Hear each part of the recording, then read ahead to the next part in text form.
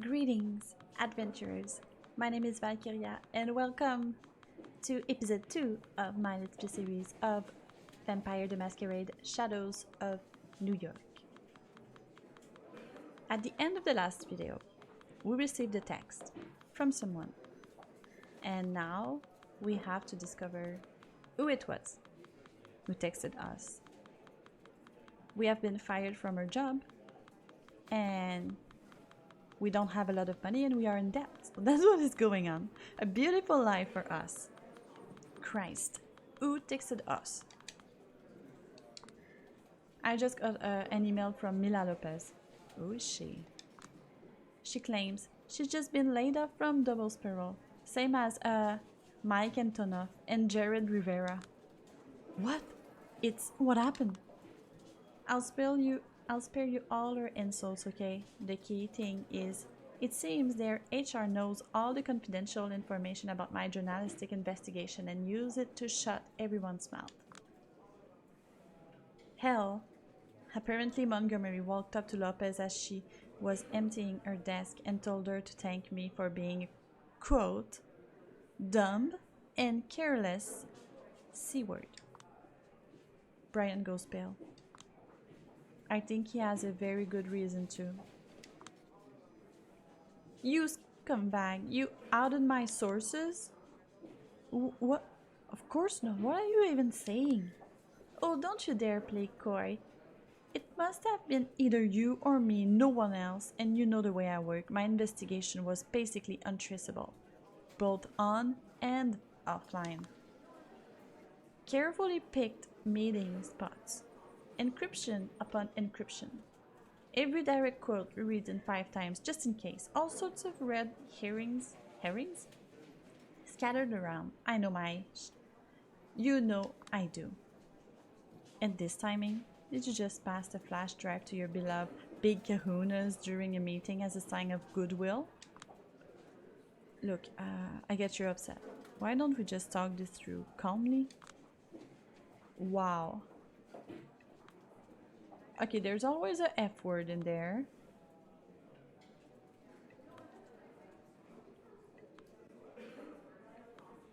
Yeah, let's go with this one. Okay, let's see. Let's take it step by step. Fury takes the wheel, and I'm just here along for the ride.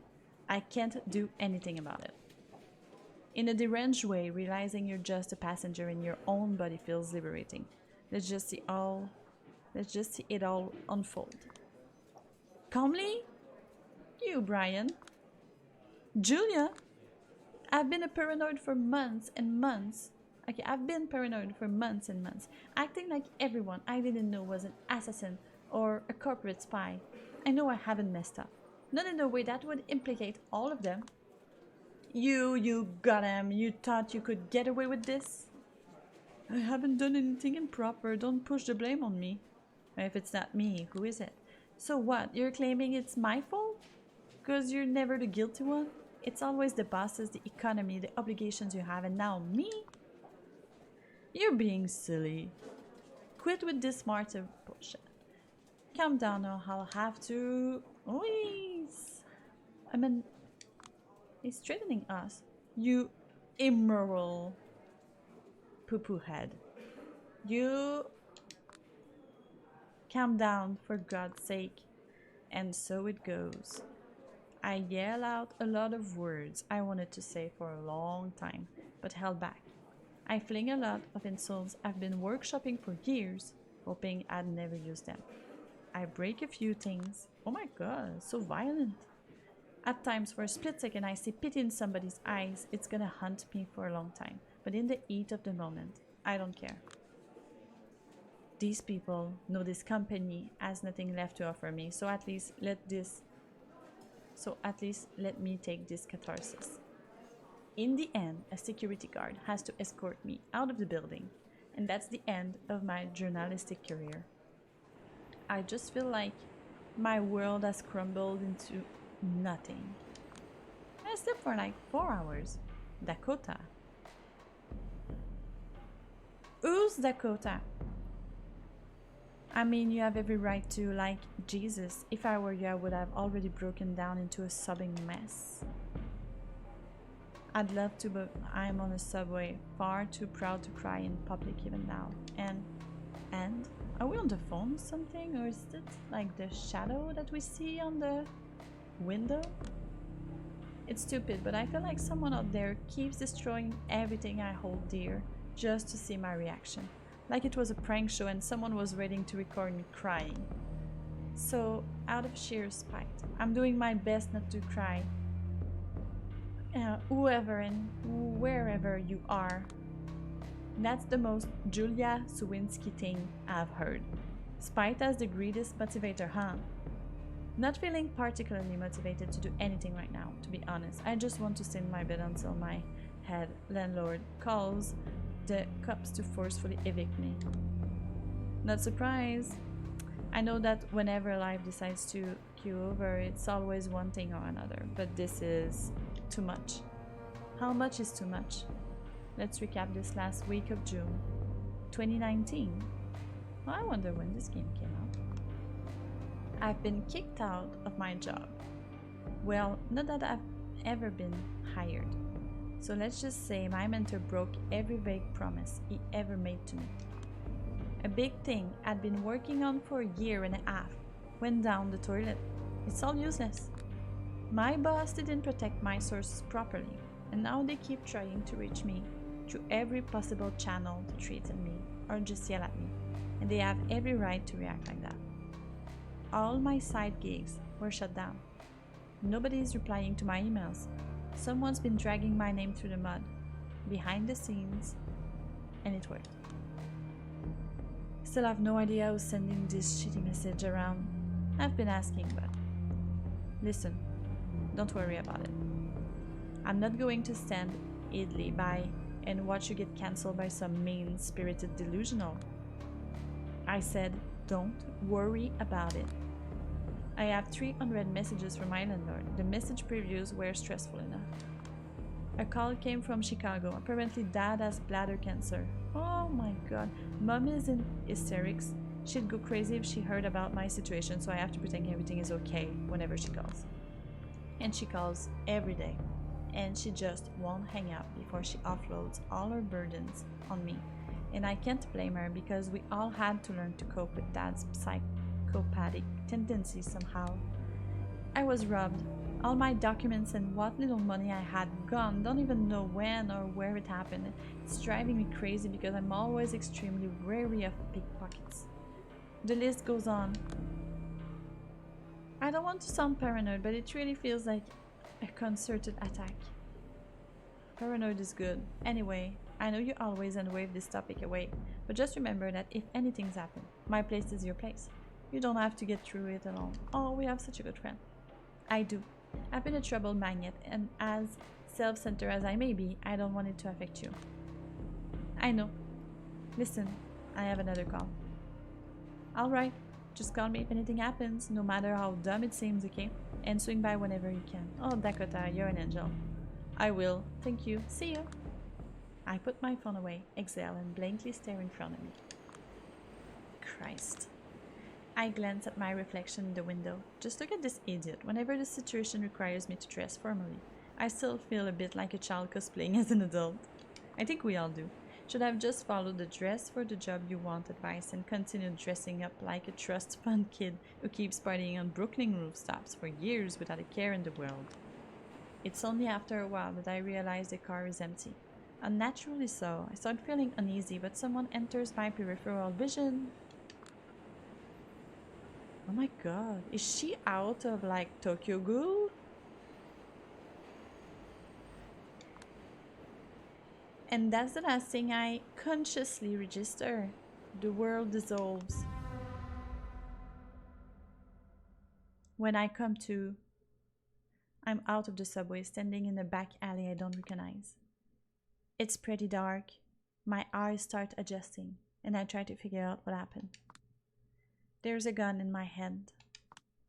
A faint silhouette at my feet. It's not moving. Somebody stands in front of me, covered in the shadows.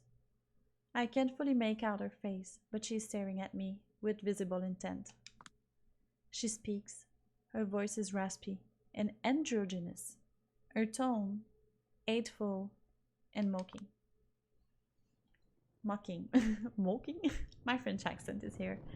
Aren't you a nasty one? What's going on? Who are you? Don't play coy. My mind goes blank. I look at the ground. There's a body riddled with bullet holes. And I recognize who it was. The corpse belongs to Mike Antonoff, one of the double spiral whistleblower. My source.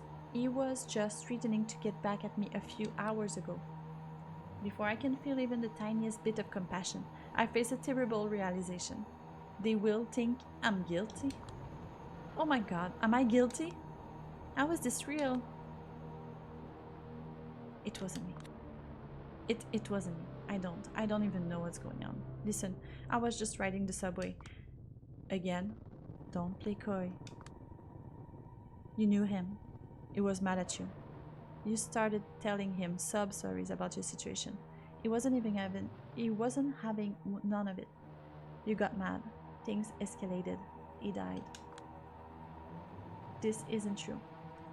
It's plausible. That doesn't make it true. Or does it? This is just a nightmare. Doesn't even make sense. It must be a dream. And if it isn't, the person in front of me must be responsible.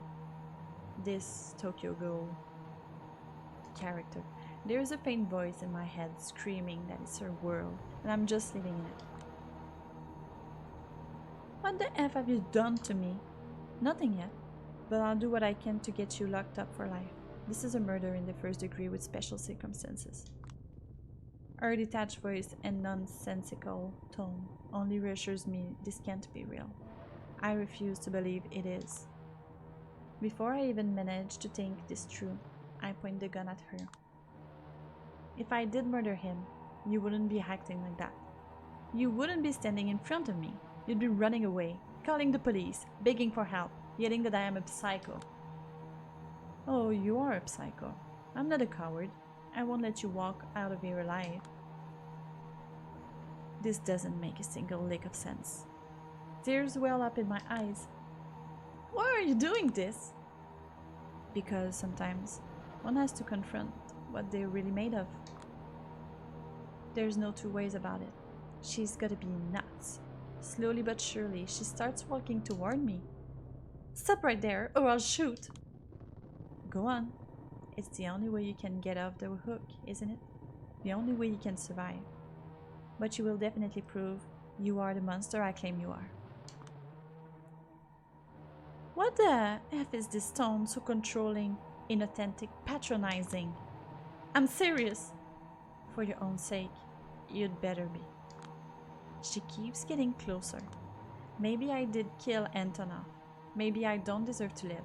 Maybe it's less tiring not to live. Maybe I should just let her take care of me. Maybe I would just wake up. Or maybe this insane reality needs to be rejected as violently as possible. Maybe a world that wants to destroy me deserves to be destroyed. She's right in front of me. It's now or never. Shoot her. I close my eyes and squeeze the trigger. A loud bang echoes through the alley. I'm afraid to look at what I've done. I've been to a shooting range once and felt absolutely horrified by pistols. Such a small thing, but can easily puncture a hole in the fabric reality is made of. Never knew I'd been able to use it against another human being.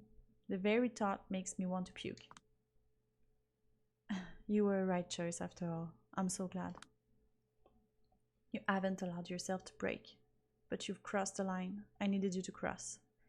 There's a silent flame in you that could become an inferno if left unchecked. I sure hope it will. She's still alive. Her voice is coming from behind me. She puts her hands around my waist and her cold mouth touches my neck. I can feel my shirt getting violently turned off. I don't understand, but I'm too dazed to protest. That was your final test. Congratulations. You have proven yourself worthy. I can feel something sharp sliding into my neck. it's not too painful, just startling. Think, a doctor pushing a needle into your vein without a proper warning. Then it hits me. Pure bliss. The dopamine receptors I've considered completely fried until now suddenly recover and start bombarding me with pleasure I've never known before. I finally let the tears go. They come flooding. They've been waiting for years. It's such a relief. Is it raining? I feel like I'm in the middle of a deluge at least, washing away all of my fears, all of my sorrows, all of my anger, all of my pain, all of my ego. I become one with the world and the woman behind me. She's holding me tight, making me feel like the only important thing in this world. Everything else blurs. Feel something intense toward her, something I've never felt before. Is this love? I hope it is. This is not you. Hisses a familiar, cynical voice in the back of my head. But it's okay. I never felt particularly fond of me anyway. New York, you're perfect. Oh, please, don't change a thing. He who laughs in the shadows always has the last laugh. Hallelujah! Praise be! When everything is cliché, nothing is. Isn't that the ever-distant utopia I've been chasing all along? People on the other trains, I hope you're doing fine. God, shut up, just enjoy it. You finally understand. She's making love to me. She's giving birth to me. She's burying me. I'm pretty sure I've been dead for a while. I'm pretty sure I could stare at my own corpse in her hands from a distance, for a moment somehow. And then, I'm alive again. She lifts her mouth from my neck. No, wait. I taste blood in my mouth. Was I drinking her blood? I realize that whatever this was, it's over, and I have to bask in the afterglow while I still can. I also immediately understand that I'm going to chase this fleeting feeling for the rest of my existence. Finally, she lets out a whisper, which concludes the ceremony. No matter what happens next, don't forget, you're a monster. But you were lucky enough to be born into a world of monsters, so don't you ever mourn that fact. Embrace it. Oh! So this concludes episode 2 of our Vampire the Masquerade Shadows of New York playthrough. I hope you guys are enjoying it. Thank you so much for experiencing this story with me. I hope I'll see you in my next video, but by the meantime, please come hang out in my Twitch. My name is Valkyria with 2A. I will put the link in the description box below. And I hope I'll see you there, and I hope I'll see you in my next video. I hope you have a good evening, a good night, and a good day. Bye!